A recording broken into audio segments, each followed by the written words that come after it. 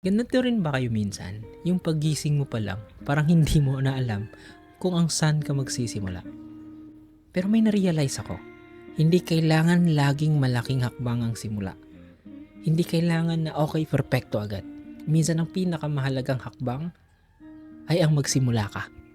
Sa bawat maliit na gawin, natututo kang magtiwala sa sarili mong gawa, sa sarili mong proseso na pwedeng mong makuha yung bagay na gusto mo.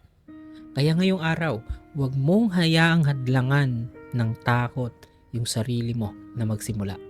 Kung hindi mo kayang tumalon, magsimula ka sa paglakad. Minsan sa maliliit na hakbang, doon nanggagaling ang pinakamagaganda, pinakamalalaking tagumpay.